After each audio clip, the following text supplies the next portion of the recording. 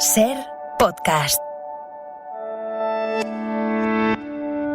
Es el gran año de la ciencia ficción de megaproducciones basadas en clásicos de la literatura. Después de Dune en cines llega Fundación, la obra de Asimov que adapta Apple TV. Hablamos con sus protagonistas de uno de los proyectos más ambiciosos de la temporada. También Movistar Plus estrena su gran apuesta, la primera serie de Alejandro Amenábar, La Fortuna. El cine en la Ser con Pepa Blanes.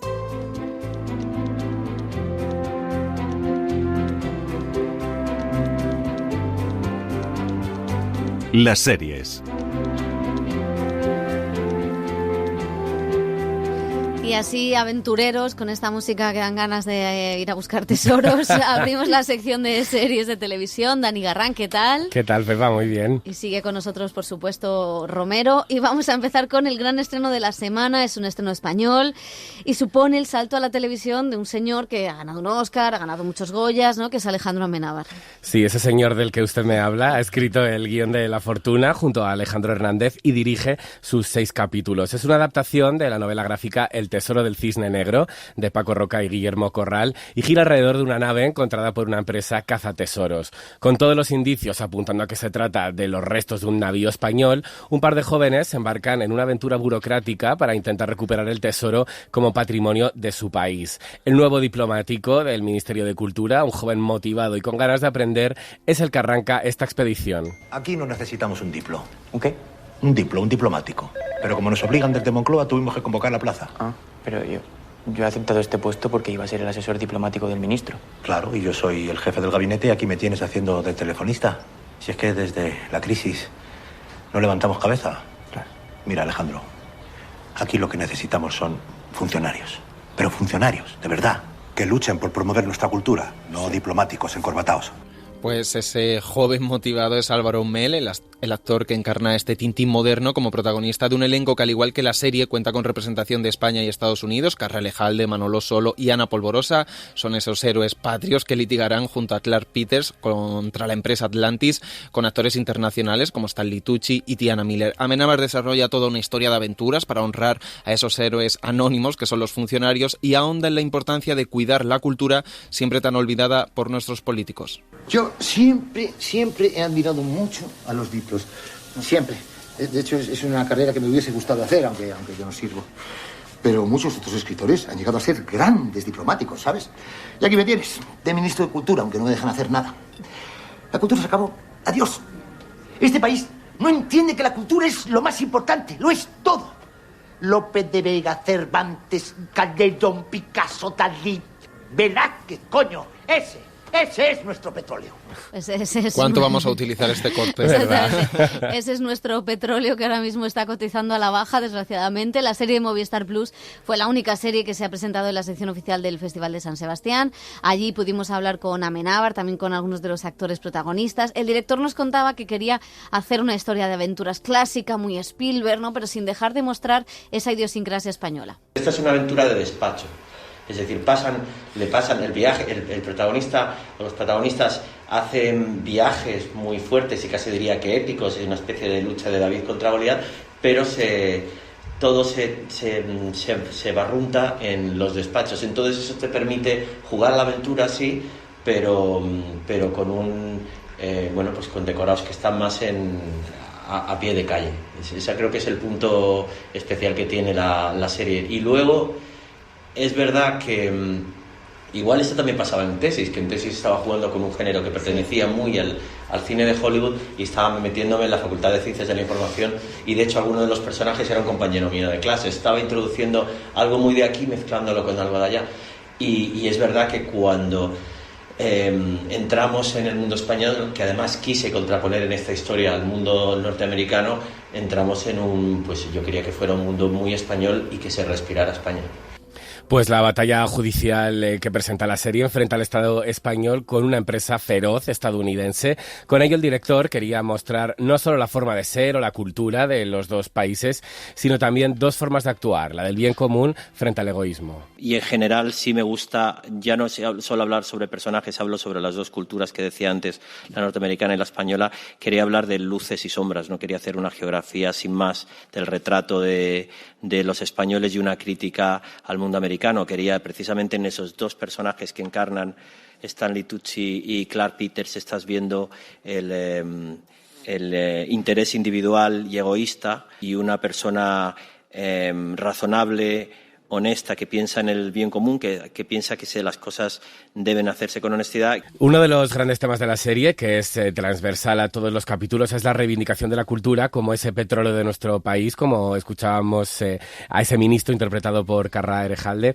Amenábar ha plasmado esa tendencia que tenemos de que nos gusta discutir por todo y de no valorar el patrimonio cultural tanto como deberíamos. En España nos gusta pelearnos por todo. Es un país que cualquier persona que haya vivido fuera, a lo mejor deportistas, te dicen que aquí se vive muy bien y sin embargo no saben por qué, no entienden por qué nos estamos peleando permanentemente. Somos de sangre caliente. Y la cultura, eso se da especialmente. Y a veces te sientes en el ojo del huracán, o haces una película y la película acaba siendo protagonista por otras cosas más que por sus valores artísticos.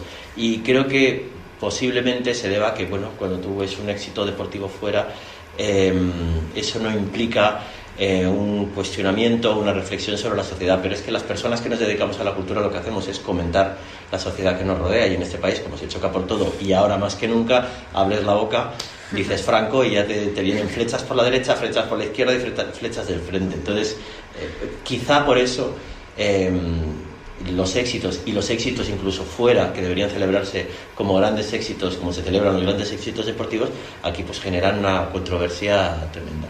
Claro, es que hablábamos con él de esa Copa Volpi de Penélope Cruz. Él ha ganado un Oscar, ha ganado en Venecia, y de alguna manera parece como que no hubiera hecho nada nunca, ¿no? O que como que muchas veces no se tienen en cuenta esos éxitos mientras celebramos a Rafa Nadal, que no digo yo que no haya que hacerlo. Pero que sea compatible. Claro, exactamente, por eso. Y el otro de los grandes temas de la serie es esa figura del funcionario español, como el currante que está a la sombra de las figuras de los políticos, que son los que le sacan un poco las castañas del fuego. Ellos son los que consiguen que las cosas cambien a pesar de las dificultades burocráticas y de las carencias, sobre todo económicas, de nuestro sistema. Ha sido muy curioso cuando hemos ido documentándonos y recabando apoyos para esta producción, porque han intervenido muchas instituciones, y había un poco la sensación de que nosotros también en este tipo de situaciones tenemos que ver y solucionamos problemas, etcétera. Pero claro, la historia está contada desde el punto de vista del funcionario, con lo cual el héroe iba a ser el funcionario, eso lo tenía claro. También mostramos un poco los problemas del sistema, la falta de medios y siempre la persona al zoquete que no quiere dar palo al agua. Bueno, pues Amenábar es ya uno más de todos esos directores de cine que se pasan a hacer series de televisión, un fenómeno, según dice, que no es nuevo y que cuya planificación no dista mucho de la forma en la que se desarrolla una película. Cuando te encuentras con la labor de adaptar un cómic como este, tienes que decidir qué dos caminos vas a coger. Si te vas precisamente a pegar a los hechos reales o te vas a despegar de ellos. En ese sentido, intentamos no tener ningún contacto ni referencia con ningún caso real. Más bien sí me he documentado, por supuesto, de varios casos de la legislación al respecto, pero no hemos tenido ninguna intención de que nuestra historia se pegara a ningún hecho real. Bueno, pues la fortuna, además, esos dos jóvenes, Ana Polvorosa y Álvaro Mel, pues están en las antípodas políticas y llegan a entenderse, ¿no? Amenábar vuelve a hablar, de alguna manera, de la convivencia en tiempos de crispación, como ya hizo en Mientras dure la guerra. Yo a la gente la veo de dos tipos, conservadora o progresista. Ese es el eterno choque de fuerzas, ¿vale? Y es que las propias palabras te lo están diciendo. Conservador, conservas, te mantienes, te refugias, te quedas en el pasado. Progresista, progresas, avanzas, miras hacia el futuro. Ya. Y entonces yo soy de los que no miran al futuro, ¿no? La gente como tú tiene miedo a cambiarlo. Ya. En el fondo lo vuestro no es más que eso, ¿eh? Es miedo al futuro. Miedo al futuro. Pero que no pasa nada, tronco. Que para contrarrestarlo ya estamos la gente como yo. Bueno, dos protagonistas con dos ideas políticas diferentes para hablar de la reconciliación. Efectivamente, en esta historia hay dos personajes que tienen ideas políticas distintas. Fue algo que un elemento que incluimos desde que empezamos a escribir y vimos que encajaba. Y es verdad que eso entronca con mi película anterior, supongo que como todo el mundo crezco, adquiero conciencia, adquiero responsabilidades y ser ciudadano es una de ellas. Tampoco me gustaría ser un Pepito Grillo diciéndole a la gente todo lo que pienso sobre la sociedad, pero bueno, siempre es bueno meter algo de lo que piensas, de lo que te rodea. Ana Polvorosa es la que interpreta a esa funcionaria progre e idealista que contagia todas sus ganas de luchar para que se haga justicia. Yo añado que precisamente como ese enlace que tienen los dos personajes y que de repente se encuentran como su opuesto enfrente y esa lucha por conocerse también a uno mismo gracias a haber conocido al otro. Eso era muy bonito lo que les ocurría, esa unión y ese enlace que tienen los dos y cómo terminan encargándose de tratar un poco los prejuicios que tenían anteriormente. Bueno, pues ahí se puede enamorar una roja de uno de derecha, según Alejandro Amenábar. Esa es la tesis de La Fortuna. Una serie que no sabemos si cumple o no las expectativas de lo que esperábamos. Porque, claro, dinero hay un rato. Un ratito, sí. Bueno, es como la gran apuesta de Movistar para este otoño y para esta temporada en general, ¿no? Para la vida. Para la vida es su gran superproducción. Es verdad que a mí la historia me parece apasionante, siendo una historia de aventuras y común, pero de casi un thriller judicial, una historia de aventuras. Pero creo que el guión no está mal en ciertos momentos y los actores algunos están muy bien, pero que luego es una serie un poco plana, que no hay riesgo en ningún momento y que puede costar lo mismo con más riesgo visual y en el guión. Y me da pena que no le pido lo que no es, pero sí que es verdad que viéndola me parece demasiado correcta, demasiado plana, incluso me sobran recreaciones históricas, porque lo que me interesa son los protagonistas, que los acompañen en esta batalla, como decía, de David contra Goliat. Así que, pero vamos. Yo creo que es muy entretenida, creo que cumple con creces toda esa parte de divertimento, ¿no? Que decía Amenábar que era lo principal por lo que se había embarcado. Creo que también la mezcla de géneros la hace muy bien, ese thriller burocrático, la parte de la investigación, la parte de los despachos. Creo que a la hora de hacerlo arriesga muy poco y la trama esa amorosa entre los dos jóvenes también diluye un poco toda la parte de la aventura y creo que el final y el clímax de la serie se ve un poco desde el principio, sabe a dónde te va a llegar perfectamente y no hay mucho riesgo y no hay mucha intriga. Entonces esperaba un poquito más de la marca Amenábar. Fíjate, hay riesgo en cosas en las que yo no me imaginaba, ¿no? Como esa defensa a ultranza de la cultura, que me parece además que llega en un momento muy importante, o la cosa de la reconciliación, que ya venía él hablando de esta cosa, que quizá a mí me parece como demasiado manida, ¿no? El estereotipo de los dos personajes, el llavero de España, o sea, me parece un poco ya como demasiado fácil. Pero sí que es verdad, o el hecho de que meta fosas comunes. Eso me parece que Almodóvar, Amenábar y Saura estén hablando de las fosas comunes de la memoria histórica desde historias completamente diferentes, me parece muy atrevido. Y luego en la puesta en escena, sin embargo, lo que yo esperaba que fuera una cosa mucho más fuerte, me parece mucho más sencilla, ¿no? A mí me parece que es una serie que la he disfrutado muy bien, que es una serie de aventuras. Me gusta mucho la propuesta, la idea del cómic, el adaptarlo, el que se vaya a lo irreal muchas veces, ¿no? Con esos juicios, esas vueltas de tuerca. Me gusta el reparto casi, me voy acostumbrando a ellos, pero sí que es verdad que le falta algo más, le falta un escalón más, ¿no? Y luego es una historia sobre el patriotismo, las formas de ser patriota en este país. Cómo hay que ser patriota defendiendo la cultura, como en el cine, en la SER. Efectivamente, hay muchas formas de ser patriota. No hay nadie más patriota que nosotros, así que, pero vamos a dejar un poco España, vamos a pasar al gran estreno de Apple TV. Igual por esto nos quitan puntos, con el que entra en la primera división de la ciencia ficción. Parecía imposible adaptar una saga literaria tan densa como la de Fundación, de Asimov, pero ya se ha estrenado y Dani ya la ha visto.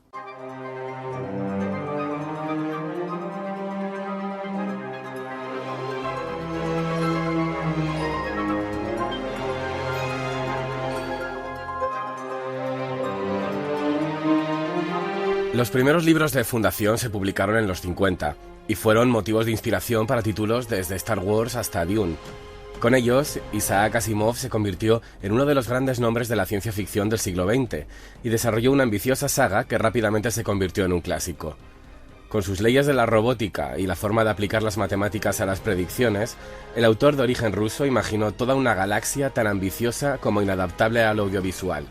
Hasta hoy. Yo viajaba años luz, mientras mi mente se abría a más y más mundos, pero nunca llegaba a Terminus, orbitando en los confines más remotos de la civilización, sin apenas la huella del hombre. era el final. Prácticamente como un reto personal, así se tomó el director y showrunner la adaptación de esta obra, llena de ideas y filosofía. David Goyer se convirtió en uno de los mayores fans de Fundación desde muy joven y reconoce que el público para el que escribía en un entorno posterior a la Segunda Guerra Mundial no es el que existe hoy en día. That's part and parcel with adapting great works. The thing of it Es parte de la adaptación de grandes obras. Sabes que los libros existen, pero la serie no son los libros. Todos sabemos que si la serie funciona, tendrá que llegar más allá de la audiencia que lee los libros y de las personas que se consideran fans de la ciencia ficción. El propio Asimov sabía que si alguien adaptaba tendría que tomarse libertades. En cuanto a la filosofía que contiene, muchas cosas importantes ocurren fuera de la pantalla o entre conversaciones. Él creó una alegoría sobre los tiempos contemporáneos en el pasado, así que ahora tenemos que hacer referencia a lo que está sucediendo en el mundo ahora. Para conseguir la aprobación de Apple y llevar a cabo una idea que se podrá extender a las 8 temporadas, Goyer ha decidido llenar los espacios que el libro dedica a las conversaciones a través de los personajes. Tomando como punto de partida la sencillez de la escritura de Asimov, reinterpreta personajes y enseñanzas poniendo ciertos protagonistas en primer plano. when one is adapting a work like Foundation, or earlier when I worked on Batman Begins with Chris Nolan. Cuando adaptas una obra como Fundación o cuando adapté Batman Begins con Christopher Nolan, lo más divertido era rellenar los espacios en blanco, encontrar ese momento, por pequeño que sea, en el que la obra original se hacía nuestra. Eso te permite mucha libertad creativa. Por ejemplo, Gal Dornick es un personaje secundario en la primera historia, y decidí desde el principio que quería partir desde su punto de vista en la primera temporada. Mi intención era que esta serie atrajera a personas que habían leído el libro y que no eran necesariamente fans de la ciencia ficción. Pensé que era importante retroceder, presentar el mundo natal de Gal y aprender a través de sus ojos. Es un ejemplo perfecto de cómo rellenamos los huecos que dejaron para nosotros en el libro. Cuando miré en el primer radiante, pude ver la oscuridad. Al principio me dejó sin habla, era desalentador. Pero luego profundicé y creo que vi un tenue resquicio de luz al final de todo. Cuesta más construir que quemar. Y yo quiero construir, Harry.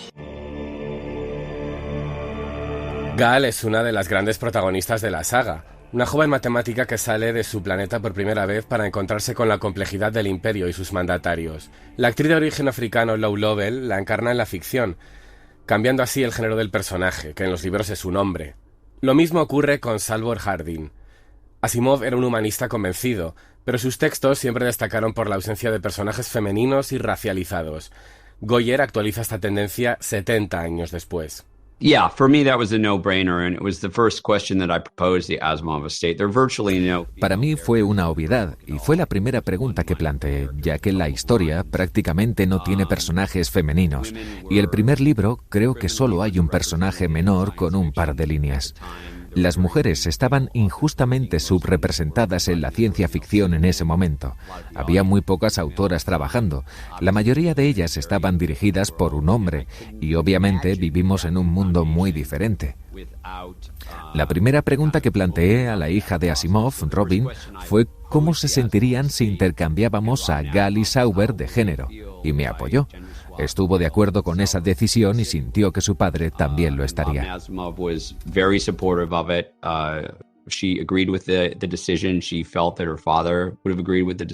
Fundación abarca distancias imposibles y arcos de miles de años, pero todo se hace accesible a través de Hari Seldon, el matemático experto en psicohistoria que pronostica a través de la ciencia la inminente caída del Imperio y el largo periodo de caos y oscuridad por el que toda la galaxia deambulará.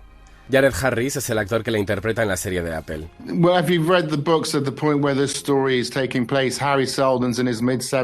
Si lees los libros en el punto en el que se desarrolla esta historia, Harry Seldon tiene más de 70 años y está en silla de ruedas. Estamos creando una versión de él que es más joven, pero sigue siendo el mismo personaje. Hay una gran responsabilidad por la que intentas asegurarte de que te mantienes fiel al espíritu del personaje, pero obviamente tenemos diferentes órdenes en términos de la narración, porque es un medio audiovisual. Hay pasajes de los libros con conversaciones que se prolongan durante 30 páginas. La gente no se va a sentar a mirar eso en una serie. El imperio caerá. El orden sucumbirá. Las guerras interestelares no tendrán fin. Hasta 10.000 mundos reducidos a cenizas radioactivas. Nada de lo que hagamos puede evitarlo. El tribunal es testigo de que el Dr. Sheldon hace predicciones destinadas en realidad a acabar con la confianza del pueblo. No soy un revolucionario. Entonces, ¿usted qué es? Intento suavizar la caída. Una de las mejores cosas que puedes hacer con la ciencia ficción es que puedes contar una historia sencilla y entretenida de aventuras a través de planetas y viajes en el espacio. Y si quieres, puedes verla y pasártelo muy bien y disfrutarla. Pero la buena ciencia ficción tiene la habilidad también de comentar los tiempos en los que la gente está viviendo.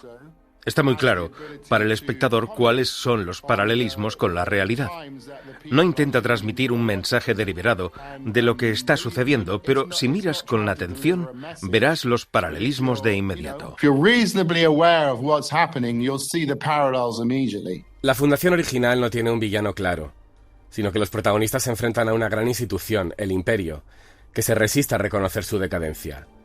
Esta adaptación lleva lo abstracto de esta idea a elementos más concretos, con la figura de 3 clones de diferentes edades y que convergen en el actor Lee Pace en su edad adulta. I can only bring to the character what I've got, which is, my body, my mind, my experience. Yo solo le puedo dar al personaje lo que tengo, mi cuerpo, mi mente, mi experiencia, la forma en la que entiendo las cosas. Además, me encanta este género. Crecí leyendo El Señor de los Anillos y El Hobbit. Me encanta la ciencia ficción, especialmente este tipo de ficción especulativa que saca a los humanos del contexto de la Tierra en el siglo XXI. Ahora tenemos una muy confusa conversación circular acerca de la política estadounidense, el coronavirus, Internet. Lo que estamos tratando de investigar en esta historia es lo que significa ser humano. Es en lo que hemos estado trabajando en los últimos meses, y ahora es el momento de invitar a la audiencia a investigar con nosotros. Yo tengo mucho cuidado de no dar conclusiones sobre lo que creo que es. Tenemos una gran oportunidad de desarrollar ideas como ¿dónde está el alma en los humanos? ¿Está en el cuerpo? ¿Qué sucede cuando ya no tienes un cuerpo? ¿Aún la tienes? ¿Dónde está? Son cosas que se tratan mejor desde un plano espiritual. Are there certain things that are better explored through spirituality? ¿Imperio? Nos han informado de que en tus aposentos se ha descubierto un opúsculo escrito por Harry Sheldon. Ha acumulado muchos seguidores, personas que depositan su esperanza en cada palabra que dice Sheldon. Las palabras tienen el poder de avivar incendios, Sorlio. La ciencia ficción goza de un momento de esplendor en lo audiovisual. Fundación llega para superar a otras ficciones muy dignas del género, como The Expanse o Rise Bad Wolves, y ha coincidido con uno de los grandes estrenos en cines en los últimos meses, el de Dune, otra mastodóntica adaptación de una novela llevada al cine por Denis Villeneuve. I know some people have been comparing Foundation and Dune in the press. It's a bit of an unfair comparison. Sé que algunas personas comparan Fundación y Dune, y es una comparación un poco injusta, porque uno es un largometraje y la otra es una serie en emisión. Yo amo Dune y me encantó la película y también he leído los libros, pero esa historia tiene un solo mundo y nuestra serie es una especie de galaxia. Además, no creo que tengas que ser un fan de la ciencia ficción para disfrutarla.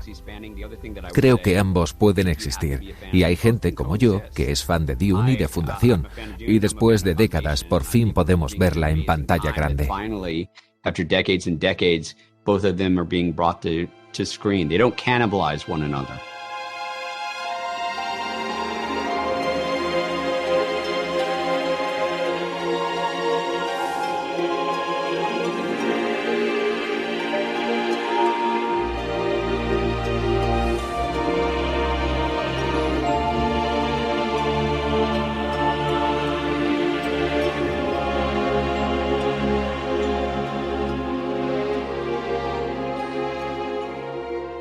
Suscríbete a El Cine en la SER.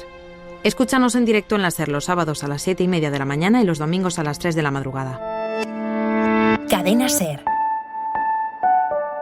La radio.